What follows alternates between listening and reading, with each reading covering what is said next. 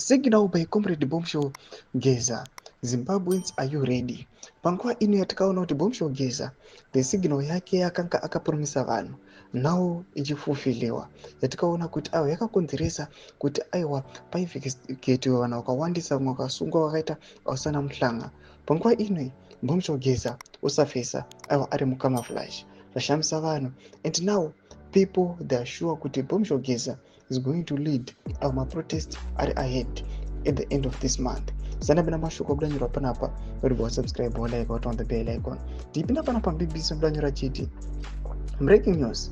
Tensions are high in Zimbabwe. Comrade Bombshow Geza is in military gear. Bano trambere wachiti. Blessed Geza has bounced back to speak in military regalia from his official X account that he will be using for official communication. Chitiko ichi chitiko chavhundutsa vanhu, as we are seeing kuti aiwa even pane live videos avakufichwa navakomana vanasi pachikanza, people they are very happy and agitated.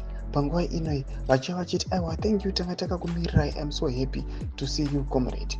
Panguva inoi yatirikuona kuti Bombshow Geza achiuya pa this critical point. Panapa kunyange kuiri kunzi hapana kana zvaataura, but the environment yakanga ari nezvanga akapfeka is just signaling a war. Zvinonyatsoratidza kuti these guys they are now ready for anything. Mashoko aimbotaura achiti aiwa we are now ready and we are fully financed and we want to remove the regime. Zvavanyazokama up true kuti now as we are heading to the end of the month aiwa kuchange kusingatyiri nopisa. Mashoko atiri kuona panguva ino Bombshow Geza mumaadresi ake anotaura zvakawandisa kwazvo, but people now they are focused aiwa on the 31st of March pauri kuona kuti pachanga pane a showdown iri kuda kuonekwa kunzi aiwa vamwe vanhu vanokwanisa kurova pasi. Tunze mafunguro enyu muri kudii pamusoro pechitiko ichi?